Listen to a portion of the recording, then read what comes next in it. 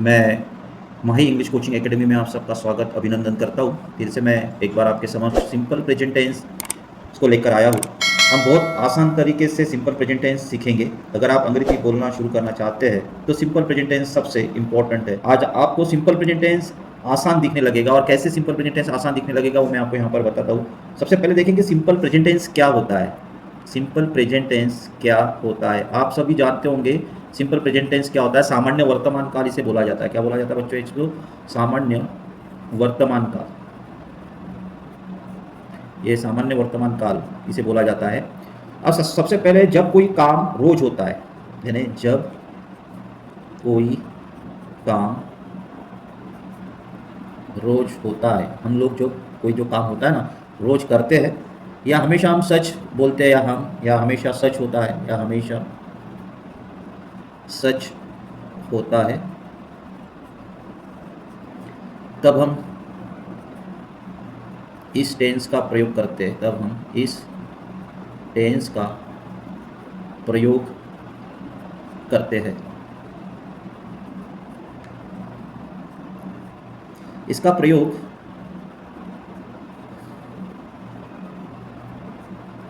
नियमित या स्वाभाविक कार्य को, नियमित निरंतर जो हम कार्य करते हैं, नियमित या स्वाभाविक यानी अपने स्वभाव के अनुसार जो कार्य करते हैं, स्वाभाविक कार्य को अभिव्यक्त करने के लिए, स्वाभाविक कार्य को अभिव्यक्त करने के लिए किया जाता है। बच्चों मैं सबसे पहले तो सरल भाषा में एक चीज़ बताना चाहूँगा कि सिंपल प्रेजेंट टेंस क्या होता है, वर्तमान काल क्या होता है। अभी उदाहरण के तौर पे मैंने एक यहाँ पर एक सीधी सी एक लाइन खींची हुई है, एक आपको अंडरस्टैंड कराने के लिए। क्या I draw line here, straight line, यहाँ पर सीधी लाइन खींची हुई है। अब मैं सर्वप्रथम यहाँ पर अगर मान लो यहाँ से हमने कोई कार्य शुरू किया, वर्क यहाँ से शुरू किया, जो वर्क यहाँ इस बिंदु से जो वर्क शुरू किया गया है वो इस बिंदु तक जाते समय, इस बिंदु से जब तक कि हमारा समय परिवर्तन नहीं होता, समय परिवर्तन, तब तक हम इस काल में सिंपल प्रेजेंट टेंस में है। समझ में आया होगा बच्चों कि समय परिवर्तन जब तक के नहीं होता तब तक हम सिंपल प्रेजेंट टेंस में होते हैं। उदाहरण के तौर पे कोई बच्चा अगर यहाँ पर 9th क्लास में है, जिसने एडमिशन किया होगा जून में, अब ये इसने एडमिशन किया तो जब तक कि ये बच्चा इस बिंदु पर, जब यहाँ पे मार्च में उसका एग्ज़ाम होगा और उसके बच्चा उसका रिजल्ट आएगा मई में, अब ये बच्चा यहाँ से यहाँ तक के कौन से समय में है? जून से लेकर मार्च महीने तक के टाइम ऑफ पीरियड में 9th क्लास में, मतलब वो वर्तमान काल में है। जो भी कार्य हम समय परिवर्तन होने के पहले जब तक के हम करते हैं तो वर्तमान काल में कहलाता है। जब तक कि अगर ये मार्च अप्रैल में इसका रिजल्ट आ जाएगा और ये बच्चा 10वीं में चला जाएगा, कक्षा 10वीं में चला जाएगा, तो ये इसका कक्षा 10वीं में जाने के साथ साथ इसका समय परिवर्तन हो गया, मतलब प्रेजेंट टेंस से लेकर वो अपना पुनः 10वीं क्लास में जाएगा तो उसका वर्तमान काल हो जाएगा, अपना समय परिवर्तन होता है। अब अगर हमें पहचान के नियम, अगर हमें पहचानना है, सबसे महत्वपूर्ण है बच्चा की पहचान क्या होती है सिंपल प्रेजेंट टेंस की।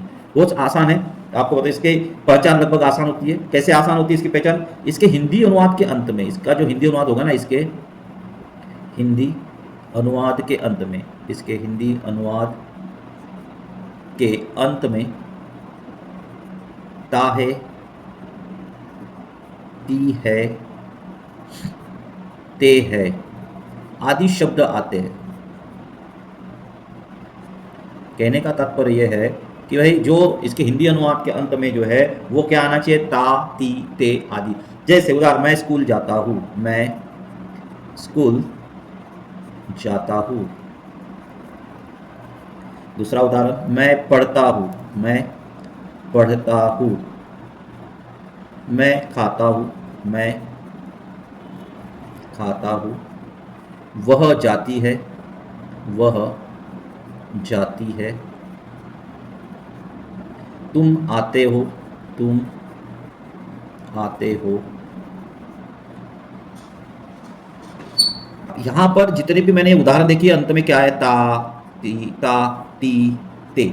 ऐसे शब्द जो है उदाहरण में आते हैं। अब ये हो गया हमारा क्या, सिंपल प्रेजेंट टेंस की पहचान, जो आप पहचान सकते हो। जैसे अपने को अगर इंग्लिश बोलना है या फिर आपको अंग्रेजी स्पोकन क्लासेस भी करना है, तो हमें सबसे पहले तो सिंपल प्रेजेंट टेंस पहचानना पड़ेगा। और जब हम सिंपल प्रेजेंट टेंस पहचानेंगे तो उसका सरल सा उदाहरण है कि जब हिंदी अनुवाद के अंत में ताती ते हमको आए तो समझ जाना है कि हमारा सिंपल प्रेजेंट टेंस है। दूसरा, हमें एक उदाहरण में महत्वपूर्ण है कि स्ट्रक्चर पता होना चाहिए। अब स्ट्रक्चर, अब ये स्ट्रक्चर क्या हो गया हमारा, स्ट्रक्चर ये कहलाता है हमारा कि भाई हमारा जो स्ट्रक्चर्स है, वाक्य रचना जो है वो क्या है, सरल है। सब्जेक्ट प्लस वर्ब का पहला या वर्ब का पांचवा रूप plus object plus other words. अब मैं थोड़ा सा समझाना चाहूंगा कि आप सोच रहे होंगे कि ये वर्ब का पहला रूप क्या है और ये वर्ब का पांचवा रूप क्या है। अगर आप देखोगे गाइड में ये लिखा होता है कि भाई वर्ब प्लस फर्स्ट फॉर्म को यस या यस लिखा होता है, पर हम सीधा सिंपल प्रेजेंट टेंस का वर्ब का पहला या पांचवा रूप करते हैं। वह अंग्रेजी की वाक्य रचना है। आपको वाक्य रचना ऐसा लग रहा होगा कि यह कठिन है, चलो उसे हम आसान बना देते हैं। अब आसान कैसे बनाते हैं, हमने बोला कि यार वर्ब का पहला रूप जो है वह यहाँ पर मैं आपको बताने जा रहा हूँ कि वर्ब का पहला रूप क्या है, वो आसानी से समझना आना चाहिए ना हमें। तब तो आप यह क्रिया का मूल रूप होता है, यह क्रिया का, और ये पहले स्थान में आता है, यह क्रिया का मूल रूप होता है। यानी इसी से जो है ना वाक्य के क्रिया की शुरुआत होती है, मूल रूप होते हैं, मूल रूप होता है। आपने देखा होगा कई भी गाइडों में जो क्रिया का पहला रूप होता है वह मूल रूप होता है, जो वर्तमान काल में आता है, तो वही से शुरुआत होती है। वही से अलग अलग प्रकार के रूप गिराए जाते हैं। अब यही से बहु और सरब से बात है, यह जो आपको है ना, यह बहुवचनी क्रिया कहलाता है, यह बहुवचनी क्रिया कहलाता है। अब ये बहुवचनी क्रिया कैसे है, वो सबसे पहले तो ये है, उदाहरण अगर हम देखेंगे इसका मूल रूप क्या होता है, गो, कम, स्पीक, राइट, प्ले, आस्क, बहुत सारे उदाहरण हमारे पास है ईटीसी। अब इन उदाहरणों को मैंने क्या किया, ये क्या है, क्रिया का मूल रूप है जिसकी शुरुआत होती है। अब आप सोच रहे होंगे कि ये प्लूरल वर्ब कैसे, अब ये सोच रहे होंगे कि नहीं आप इसको प्लूरल वर्ब हम कैसे करेंगे, क्योंकि प्लूरल बोला, यदि मान लो हमने बोला प्लूरल, आप सोच रहे होंगे PLU, आप सर ने तो बोल दिया कि ये प्लूरल है। आप सोच रहे हो, आपके दिमाग में तो ये आता होगा कि भाई प्लूरल किसे बोला जाता है, जिस नाउन को यस या यस लगा होगा वो प्लूरल बनाया जाता है ना। अब आप सोच रहे होगे कि भाई प्लूरल जो है वो यस या यस लगा होगा तो वो प्लूरल बनेगा, है ना, तो वो प्लूरल कहलाएगा, पर ऐसा नहीं है। क्रिया वर्ब में जो मूल रूप होता है, जो क्रिया का जो ये मूल रूप है, क्रिया में मूल रूप है, इस मूल रूप को ही क्या बोला जाता है, बहुवचनी क्रिया, प्लूरल वर्ब, बहुवचनी क्रिया। ध्यान रखेंगे कि इसको ही क्या कहा जाता है, प्लूरल बहुवचनी क्रिया कहा जाता है। ये जैसे मान लो आपने प्लूरल, अब ये क्या काम है, बहुवचनी क्रिया हो गई, मूल रूप को इसको क्या बोला जाता है, बहुवचनी क्रिया बोला जाता है। अब आप सोच रहे होंगे कि इसका प्रयोग हम कहाँ कहाँ कर सकते हैं, प्लूरल सब्जेक्ट कौन से, अब इसका प्रयोग कैसे, इसका प्रयोग बहुवचनी कर्ता के साथ होता है। अब आप ये सोच रहे होंगे कि भाई ये बहुवचनी कर्ता क्या है, भाई बहुवचनी क्रिया तो बोल दिया, समझ में आ गया होगा कि जिसको मूल रूप। अब ये बहुवचनी कर्ता क्या कहलाता है, सरल सी बात है, जिस नाउन को यस या यस लगा होगा वह बहुवचनी प्लूरल नाउन्स कहलाएगा, बहुवचनी प्लूरल सब्जेक्ट कहलाएगा, बहुवचनी कर्ता कहलाएगा। अब ये बहुवचनी कर्ता क्या है, सबसे पहले जो मैंने आपको बताया क्रियाएं होती है जिनको भाई यस या यस लगा नहीं होता, और यस या यस लगा नहीं होने के कारण उसको क्या बोला जाता है, बहुवचनी भी बोला जाता है। अब जो है हम समझते हैं बहुवचनी सब्जेक्ट या बहुवचनी कर्ता क्या है। अब हमने सोचा कि बहुवचनी कर्ता क्या होता है, जैसे मैंने यहाँ लिखा बॉय, अब मैंने बॉय को क्या कर दिया, यस लगा दिया, ये हो गया बॉयज, तो ये हो गया बहुवचन बन गया। अब मैंने यहाँ लिखा पेन, PN, इसको पेन्स कर दिया तो ये बहुवचन हो गया। अब उसके बाद मैंने ये बोल दिया राम एंड श्याम, तो ये भी बहुवचनी हो गया। अब डॉक्टर्स, और ये भी बहुवचनी हो गया। ब्रदर्स, ये भी बहुवचनी हो गया। अब इसमें कभी कभी आपने कहा पीपल, PEOPLE, पीपल, पुलिस, इनको यस या यस लगा नहीं होता, लेकिन ये बहुवचनी की श्रेणी में आता है, बहुवचन कहलाता है। आपके यहाँ से आए पुलिस एक आए या चार आए तो आप पुलिस ही बोलोगे। पीपल जहाँ बहुत सारे लोग होते हैं। चिल्ड्रेन, CHILDREN, चिल्ड्रेन, चाइल्ड का चिल्ड्रेन को भी यस या यस नहीं लगा, बहुवचन है, जैसे मैन, वुमेन। तो कभी कभी जो ऐसी क्रिया ऐसे नाउन्स होते हैं जिनको यस या यस नहीं लगाया जाता है, फिर भी कुछ शब्द जैसे होते हैं उनको बहुवचन में बनाया जाता है। अब ये सारे जो है ना, ये सब्जेक्ट जो है ना, ये अपने बहुवचन हो गए। आपने देखा होगा कि भाई बहुवचन क्रिया, जिसको मैंने क्या लिखा हुआ है या पुनः लिखता हूँ, गो, कम, राइट, ये क्रिया का मूल रूप है। अब मैंने इसको यस या यस नहीं लगाया हुआ है, तो ये क्रिया का बहुवचन हो गया। मतलब बहुवचनी क्रिया बहुवचनी कर्ता के साथ उसका उपयोग होता है। ये बात ध्यान रखना है, बहुवचनी कर्ता के साथ बहुवचनी क्रिया का ही प्रयोग किया जाता है। तो ये सारे हमारे बहुवचनी क्या है, ये सब्जेक्ट है। यहाँ पे आपको लिखा, ये क्या है हमारे प्लूरल सब्जेक्ट, प्लूरल सब्जेक्ट। अब ये क्या है हमारे प्लूरल वर्ब, प्लूरल वर्ब। तो ये ध्यान रखना, प्लूरल सब्जेक्ट के साथ प्लूरल वर्ब का प्रयोग हम यहाँ पर करते हैं। अतः आदि शब्द, आप बोलोगे कि सर्वनाम कौन से बहुवचन, जैसे मान लो अब इसी के साथ जो होता है सर्वनाम क्या होता है, जैसे कभी कभी क्या होता है कि भाई अब हम बोलेंगे कि सर्वनाम कौन से हैं जो बहुवचन होते हैं जिनके सामने इनका प्रयोग होता है। अच्छा, ये भी तो बात सही है कि भाई ये तो सब्जेक्ट बहुवचन सब्जेक्ट होते हैं, जो सर्वनाम में भी तो बहुवचन सब्जेक्ट आते हैं, उनके साथ भी तो इसका प्रयोग होना चाहिए। परंतु क्या है, आय जो है ना, आय के साथ क्रिया का पहला रूप आता है ना, मूल रूप तो आता है। जैसे मैंने यहाँ गो लिखा, आय गो, परंतु आय यहाँ में अपवाद है। क्या है ये? अपवाद है, क्योंकि ये एक वचनी हो है, परंतु इसके सामने बहुवचनी प्लूरल वर्ब का प्रयोग होता है। हमेशा ध्यान रखना बच्चों कि आई के साथ हमेशा सिंपल प्रेजेंट टेंस में प्लूरल वर्ब का प्रयोग होगा। जैसे अन्य हो गए हमारे, वी हो गया, यू हो गया, और अब दे हो गया, और उसके साथ बहुवचन संज्ञा जैसे बॉयज हो गया, राम एंड श्याम हो गया, इनके साथ अब इनके साथ हमेशा जो है क्रिया का पहला रूप यहाँ पर आना चाहिए, मूल रूप आएगा। क्या आएगा? इन्हें बहुवचनी प्लूरल सब्जेक्ट के साथ प्लूरल वर्ब का प्रयोग आ गया। मतलब ध्यान रखना, वी प्लूरल है, यू प्लूरल है, दे प्लूरल है, बॉयज प्लूरल है, तो उनके साथ क्रिया का मूल रूप आना चाहिए। जैसे यहाँ गो लिखा मैंने, कम लिखा, समझ रहे होंगे ना बच्चों, और राइट जो है वो यहाँ पे। तो समझ जाना कि यहाँ पर जितने भी जो अब आपने समझा होगा, अभी आपको अंडरस्टैंडिंग हुआ होगा कि यहाँ पर क्रिया का मूल रूप यानी क्रिया का पहला रूप क्या होता है। क्रिया का पांचवा रूप क्या है? अभी क्रिया का पांचवा रूप बच्चे होते हैं जिस क्रिया को ना यस या यस लगा होता है। एक बात ध्यान रखो, इसका मतलब ये नहीं कि ये बहुवचनी क्रिया हो जाएगी जिसको यस या यस लगा होगा, यह बहुवचनी। और यह जो है ना, यह बहुवचन जैसा दिखता है, यह बहुवचन जैसा दिखता है, परंतु है नहीं, परंतु है नहीं। तो ये सिंपल प्रेजेंट टेंस की बात कर रहे हैं हम, क्योंकि इसके साथ जो है ना यस या यस लग कर आता है, परंतु ये एक वचनी क्रिया है, अर्थात एक वचन कर्ता के साथ एक वचनी क्रिया का प्रयोग करते हैं। बच्चों एक बात ध्यान रखना कि सिंगुलर सब्जेक्ट के साथ हमेशा सिंगुलर वर्ब का प्रयोग किया जाता है। अब अभी सिंगुलर वर्ब क्या है वो समझते हैं, यानी जिस क्रिया को क्या लगा होगा, यस या यस लगा होगा, जैसे गोज, कम्स, राइट्स, प्लेज। अब आपने देखा होगा यहाँ पे यस, यहाँ पे लगा, यहाँ पे लगा, तो मतलब ये है क्रिया का यह हो गया पांचवा रूप। कौन सा हो गया? क्रिया का पांचवा रूप यहाँ पर हो गया है। जैसे स्टडीज, STUDI, ये स्टडीज, आस्क, ASK, आस्क, ये सारे के सारे जो है हमारे। अब हम सोच रहे होंगे कि यह एक वचनी क्रिया कैसे, क्योंकि इसे तो यस या यस लगा हुआ है, परंतु यह क्रिया एक वचनी है। ध्यान रहे, जिस क्रिया को यस या यस लगा होता है ना, वह एक वचनी क्रिया कहलाती है। क्या कहलाती है? यस या यस लगे वो एक वचनी क्रिया कहलाती है। इसका प्रयोग हमेशा एक वचनी कर्ता के साथ होता है। तो आप सोच रहे होंगे कि एक वचनी कर्ता कौन से होते हैं या कौन से होंगे। अब आप सोचना है कि हमें तो वही सिंपल प्रेजेंट टेंस में सर ने तो बताया कि यार यस या यस लगाया हो तो क्रिया का प्रथम रूप है, मतलब क्रिया का रूप जो है वो सिंगुलर वर्ब है। अब हम सिंगुलर सब्जेक्ट कौन सी बात करते हैं, तो हम सीधी सी बात है, जैसे मान लो हमारे जितने भी सिंगुलर नाउन होते हैं, जैसे हमने लिखा राम, श्याम, दुनिया में जितने भी व्यक्तियों के नाम होंगे, चाहे गांव के नाम होंगे, कोई एक वचन में आना चाहिए, जिसको थर्ड पर्सन बोला जाता है। तो ये जैसे ही, शी, इट, ये सारे जो है ना ये सिंगुलर सब्जेक्ट कहलाते हैं। इसको यस या यस लगा हुआ है कि बच्चों देखो है क्या? नहीं है ना। तो फिर इन सारे सब्जेक्टों को इनके सबके साथ प्लूरल सिंगुलर वर्ब का प्रयोग होता है। किसका प्रयोग होता है बच्चों? सिंगुलर। ये हमारे हो गए सिंगुलर सब्जेक्ट। क्या हो गया? ये सिंगुलर सब्जेक्ट जिसको यस या यस लगानी होगा, और उसका प्रयोग क्या हो रहा है? सिंगुलर वर्ब का प्रयोग हो रहा है उसके साथ। अब सिंगुलर वर्ब का प्रयोग हो रहा है मतलब क्या हो गया? उसके साथ यस या यस का प्रयोग होगा। जैसे मान लो हमने लिखा राम गोज, है ना, श्याम कम्स, ही आस्क, तो मैंने इसके साथ यस का प्रयोग लगाया हुआ है। यस का प्रयोग, तो ये क्रिया में सब्जेक्ट क्या है? सिंगुलर सब्जेक्ट है, और उसके साथ सिंगुलर सब्जेक्ट के साथ हमने क्या लगा दिया यहाँ पे? Singular verb. अब सिंगुलर वर्ब तो जो आपको समझ में आ गया होगा।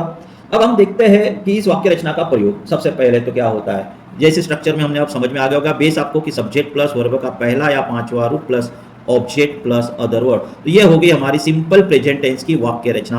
अभी तक हमने इसका बेस बताया था, व्यवहार का पहला रूप कैसे, वर्ब का पांचवा रूप कैसे। अब हम बता रहे हैं इसमें कि क्या होता है।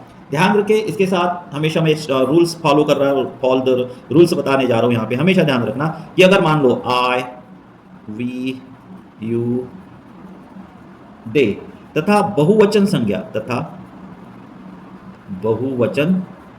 संज्ञा के साथ हमेशा क्रिया का पहला रूप आता है। बच्चों ध्यान रखें, किसके साथ? प्लूरल वर्ब का क्रिया का पहला रूप, जिसको मैंने यहाँ बता भी दूँ, आई, वी, यू और दे। इसके साथ हमेशा जैसे आ गया हमारा गो, कम, राइट, तो ये हमारा क्या है? ये हो गया प्लूरल सब्जेक्ट आई को छोड़कर बाकी सब हो गए हमारे प्लूरल सब्जेक्ट और उसका प्लूरल वर्ब का प्रयोग। जैसे उदाहरण है I play cricket, we write a letter, you speak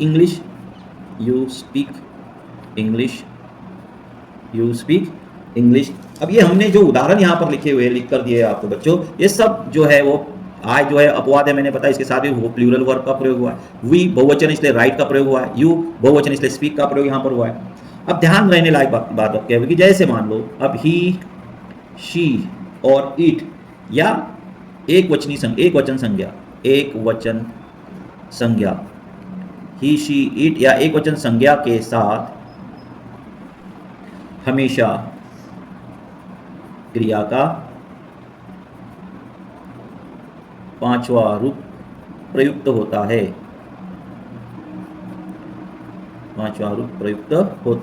अब यहाँ क्रिया का पांचवा रूप से मतलब क्या होगा? जैसे ही goes to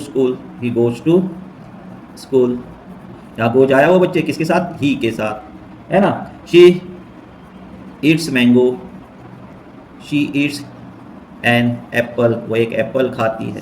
she eats an Apple, ये दोनों उदाहरण हो गए बच्चों यहाँ पे। अब हम आपको समझाना होगा कि सामान्य वर्तमान काल कैसे पहचानते हैं। अब हमने सबसे पहले तो आपने देखा होगा कि भाई इस प्रकार से जितनी भी वाक्य रचनाएं आपने समझ में आ गया होगा कि भाई सिंपल प्रेजेंट टेंस में क्रियाओं का रूप किसके कौन से सब्जेक्ट के साथ किया जाता है और किस सब्जेक्ट के साथ कौन सी क्रिया का प्रयोग होता है सिंपल प्रेजेंट टेंस में। अब इसमें सबसे पहले देखते बच्चों निगेटिव सेंटेंस, ये भी एक महत्वपूर्ण भाग है कि निगेटिव सेंटेंस क्या है। इस काल में यदि आपको नकारात्मक वाक्य बनाना है, इस काल में यदि आपको नकारात्मक वाक्य का प्रयोग करना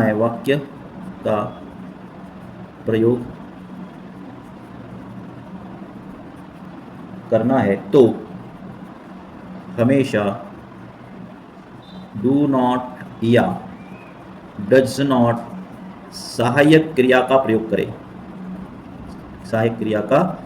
करें। सिंपल प्रेजेंट टेंस में यदि मान लो आपको प्रश्नार्थक वाक्य बनाकर वाक्य रचना है, स्पोकन इंग्लिश करना है, क्या तुम शाला जाते हो, क्या तुमने पानी पिया है, क्या तुम ये करते हो, क्या तुम वो करते हो, सडनली क्या ये शब्द से वाक्य की शुरुआत होती है। जब हम स्पेलिंग में हिंदी शब्द क्या से करते, जब इन्हें इंट्रोगेटिव या निगेटिव सेंटेंस, सबसे पहले हम निगेटिव सेंटेंस की बात करते हैं, मैं इंट्रोगेटिव की बात कर रहा था। तो यहाँ सबसे पहले डू नॉट या डज नॉट का प्रयोग हम क्या करेंगे? सबसे पहले तो निगेटिव सेंटेंस इस काल में यदि आपको नकारात्मक वाक्य का प्रयोग करना है तो हमेशा डू नॉट डज नॉट सहायक क्रिया का प्रयोग करें।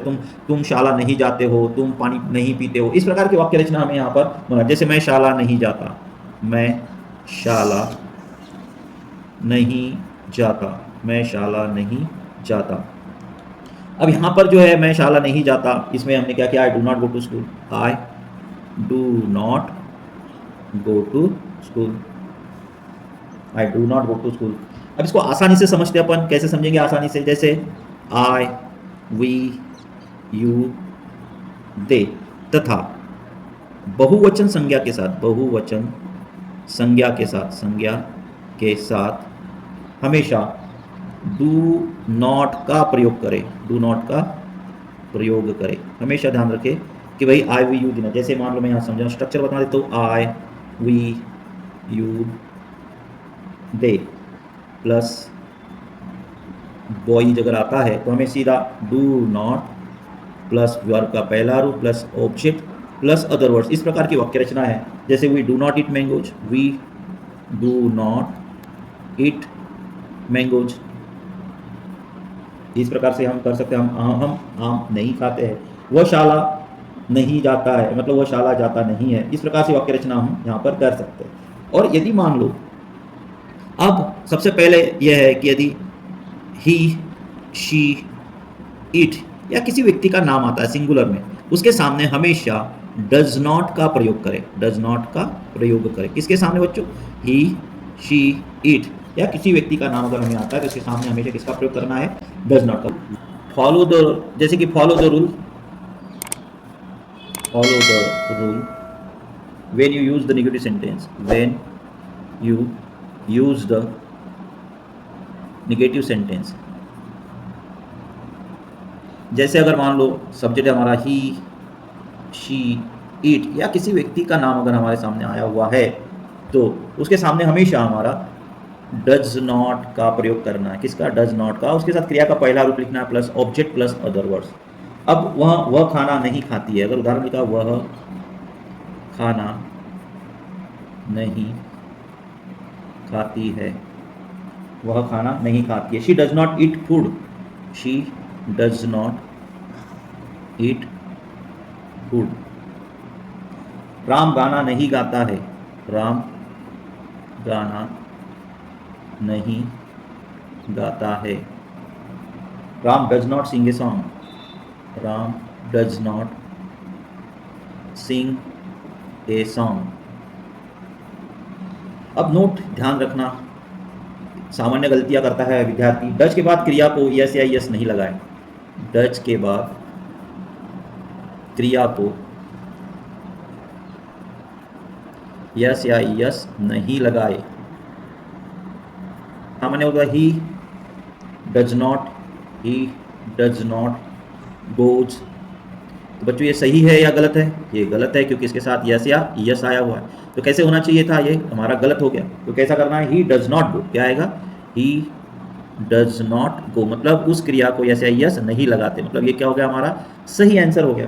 अब आप कमेंट्स में बताइए, कोई वाक्य, मैं आपको वाक्य दे रहा हूँ, कमेंट्स में आप उसको बनाकर बताइए और उदाहरण भी बता दिए। जैसे मैंने यहाँ लिखा हुआ है, राम खालिस्तान दे दिया, प्ले क्रिकेट।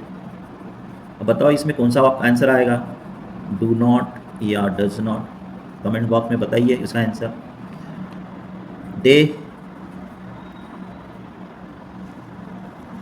कम टुडे, इसमें भी बताइए कमेंट में क्या आएगा, डू नॉट या डज नॉट। तो बताइए अगर आपको यदि समझ में आया है तो इस प्रकार से वाक्य रचनाएं हम आपको देंगे तो आप कृपया इसका आंसर कमेंट बॉक्स में जरूर दीजिएगा। सेंटेंस किस प्रकार से बनाते हैं इसमें? सबसे पहले तो प्रश्नार्थक वाक्य बनाते समय, प्रश्नार्थक वाक्य बनाते समय वर्तमान काल में डू या डज से वाक्य की शुरुआत करते हैं, वाक्य की शुरुआत करते हैं। जैसे डू से वाक्य की शुरुआत किया हमने, सब्जेक्ट को लिख लिया, सब्जेक्ट के बाद क्रिया का पहला रूप लिख लिया plus object plus other words plus question mark देना भूलना नहीं है बच्चों। अगर क्वेश्चन मार्क नहीं दिया तो प्रश्नार्थक वाक्य नहीं कहलाता है। अब कुछ टिप्स यहाँ पर दे रहा हूँ जो आपको बहुत दर्शन कि डू का प्रयोग किस कौन से सब्जेक्ट के साथ करें। डू के बाद, डू के साथ जैसे आई, वी, यू, दे तथा बहुवचन संज्ञा कोई भी हो उसके साथ हमेशा जो है क्रिया का पहला रूप plus object plus other words plus question mark. इस स्ट्रक्चर को आप रट लीजिएगा। इस स्ट्रक्चर को आप रटने के बाद आपको आसान हो जाएगा प्रश्नार्थक वाक्य को बनाना। जैसे does plus he, she, it या किसी व्यक्ति का नाम अगर हमने यहाँ पर लिखा हुआ है तो उसके साथ भी क्रिया का पहला रूप plus object plus other words plus question mark. इस प्रकार से हम वाक्य रचना को बनाते हैं। जैसे उदाहरण लिखा, क्या तुम क्रिकेट खेलते हो? क्या तुम क्रिकेट खेलते हो? खेलते हो। अब देखो यहाँ प्रश्नार्थक, अभी हमने वाक्य रचना हुआ है, आपके पास स्ट्रक्चर है यहाँ पे। इसमें से तुम यानी क्या होता है बच्चों? यू। क्या होता है? यू। ढूंढ लो यू दोनों स्ट्रक्चर में क्या है। यहाँ हमारे पास यू। अब यू के साथ क्या लगता है? डू। तो हमने क्या कर दिया यहाँ पे? डू का प्रयोग कर दिया। क्या कर दिया? डू का प्रयोग कर दिया। अब सब्जेक्ट क्या लिखा? यू। Do you. अब खेलने के लिए क्या बोला जाता है? Play. Do you play cricket. तो आपको ये यहाँ तक समझ में आया। दूसरा वाक्य यहाँ पर,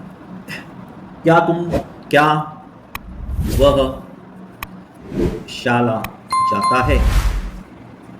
अब हमारे पास स्ट्रक्चर है, देखो स्ट्रक्चर होगा does plus he, she, it या किसी व्यक्ति का नाम प्लस उसके बाद वर्ब का पहला रूप plus object plus other words plus question mark. ये स्ट्रक्चर हमारे पास है।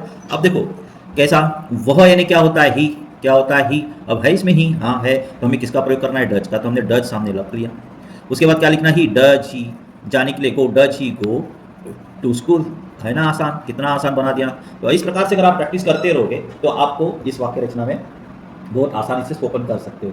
अब हिंदी से अंग्रेजी में कैसे करते हैं, जैसे हिंदी को हम अंग्रेजी में कैसे करते हैं, जिसके लिए हम बोल रहे हैं कि भाई हमें हिंदी से अंग्रेजी, क्योंकि हमें स्पोकन करना है सिंपल प्रेजेंट टेंस में। अगर हिंदी वाक्य का अंतिम शब्द जो है ता ती ते आता है तो उसे सामान्य वर्तमान काल समझे, ध्यान रहे।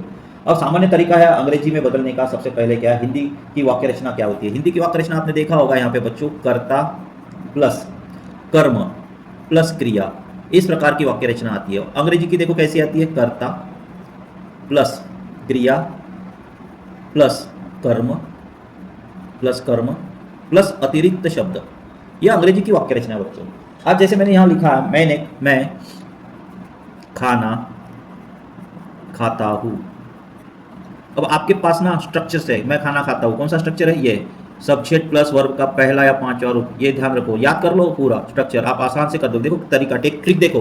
अब सब्जेक्ट क्या है हमारे पास, आय है, आय। अब आप देखो कि आय के साथ क्या आता है, वर्ब का पहला रूप या पांचवा रूप, क्या आता है, वर्ब का पहला रूप, ध्यान रहे। अब यह क्रिया कौन सी है, खाने की, खाने के लिए क्या शब्द है, ईट, क्या है, ईट। तो अब क्रिया का कौन सा रूप लगेगा, पहला या पांचवा, बताओ जल्दी कमेंट बॉक्स में। चलो ठीक है, मैं बता देता हूँ, क्रिया का पहला रूप, क्योंकि आय के साथ हमेशा क्रिया का पहला रूप आता है, इसलिए आई ईट, खाने के लिए फूड हो गया बच्चों, है ना। कितना आसान है कि नहीं है। अब वह पानी पीता है, वह पानी पीता है। अब देखो बच्चों यहाँ पे स्ट्रक्चर वही है, सब्जेक्ट प्लस वर्ब का पहला या पांचवा रूप plus object plus other words. अब देखो यहाँ सब्जेक्ट क्या है, पहचानो जल्दी, या वह है, वह यानी ही। अब ही के साथ क्या लगता है, क्रिया का पहला या पांचवा रूप। अब सीधा क्या लगेगा, क्रिया का पांचवा रूप, क्योंकि तृतीय पुरुष एक वचन है, इसलिए क्या लिखेंगे, सब्जेक्ट हो गया हमारा ही, और क्रिया का पांचवा रूप पीना, ड्रिंक, पीने के लिए क्या शब्द है, ड्रिंक। तो ड्रिंक का पांचवा रूप यानी यस या यस लगेगा बच्चों उसको, तो क्या होगा, ही ड्रिंक्स वाटर, ही ड्रिंक्स वाटर। तो आपको ये समझ में आ रहा होगा। अब सबसे पहले ना बच्चों यहाँ पर कॉमन मिस्टेक्स क्या करते हो आप। अब कॉमन मिस्टेक हमारी क्या होती है, उस कॉमन मिस्टेक को अपन नहीं, हमें जो हमारी जो कॉमन मिस्टेक्स होती है कॉमन मिस्टेक्स यहाँ पर ना करें, ध्यान रहे। कॉमन मिस्टेक्स को आप नज़रअंदाज ना करें। सबसे पहले कॉमन मिस्टेक को ही हमें करना है, जो स्टूडेंट्स हमेशा करते हैं। जैसे मैंने यहाँ लिखा है, ही गो टू स्कूल, तो बच्चों ये सही है या गलत है, ये वाक्य बिल्कुल गलत है, क्योंकि ही के साथ हमेशा जो है गोज का प्रयोग होता है, he goes to school, he goes to school. अब ये हमारा वाक्य सही हुआ। She do not sing, she do not sing. अब बच्चों यहाँ पर ये वाक्य सही है गलत है, गलत है, क्योंकि शी के साथ हमेशा डज का प्रयोग होता है, शी डज नॉट सिंग। तो ये हमारा वाक्य क्या है बच्चों, सही है। पहले हम देखते हैं कि रोज की भाषा में हमारे कौन से शब्द आते हो सिंपल प्रेजेंट टेंस में। आप कमेंट बॉक्स में हम आप उसको आंसर में कुछ वाक्य बना के देता हूँ, और कुछ वाक्य आप स्वयं ही बना के देखिए, प्रैक्टिस कीजिए, और बताइए कमेंट बॉक्स में कि आपने क्या सीखा और आपको ये कैसा लगा। अब रोज की जो भाषा, मैं सुबह जल्दी उठता हूँ, मैं सुबह जल्दी उठता हूँ। अब बच्चों इसमें देखो आय आया हुआ है, आय, तो मैं आय लिखा, और हमें मत पता है आय के साथ हमेशा क्रिया का पहला रूप आता है, तो इसलिए लिखा मैंने गा, उठने के लिए, आई गेट, वेकअप भी लिख सकते हो आप, I get up early in the morning, early in the morning, early in the morning. मैं रोज चाय पीता हूँ, मैं रोज चाय पीता हूँ। अब देखो मैं I drink tea daily, I drink tea daily. हम साथ खेलते हैं, हम साथ खेलते हैं। अब देखो यहाँ पे बच्चों हम आया है, वी आया है, तो इसके साथ भी क्रिया का पहला रूप आएगा, क्या आएगा, वी प्ले। अब साथ में खेलने के लिए क्या शब्द है, टुगेदर, TOGETHER, टुगेदर। आपको थोड़े से शब्द पता होने चाहिए, ये बात ध्यान रखना। तुम अच्छा गाते हो, तुम अच्छा गाते हो, क्या लिखे, you sing well, you sing well, you sing well. वह खाना बनाती है, वह खाना बनाती है। शी क्या आया है, तृतीय पुरुष एक वचनीय है, तो अब यहाँ पे क्रिया का पांचवा रूप आना चाहिए, क्योंकि शी के साथ क्या आता है, बनाने के लिए क्या आएगा यहाँ पे, कुक्स, क्या होगा, कुक्स, शी कुक्स फूड। अब बच्चों यहाँ तक आपको प्रैक्टिस समझ में आ गई। मैं कुछ उदाहरण आपको यहाँ पर देता हूँ जो आप कर सकते हो घर से। वह दूध पीता है, वह दूध पीता है, वह दूध पीता है। वे बाजार जाते हैं। सूरज पूरब से निकलता है, सूरज पूरब से निकलता है। हम देर से नहीं आते हैं, हम देर से नहीं आते हैं। तो ये कुछ क्रियाएं हैं, कुछ वाक्य रचनाएं हैं जिसको आपको करके आना है और कमेंट्स बॉक्स में हमें बताना है उसका आंसर। और अगर आपको ये वीडियो पसंद आया होगा तो कृपया इस वीडियो को सब्सक्राइब कीजिए और शेयर कीजिए। धन्यवाद।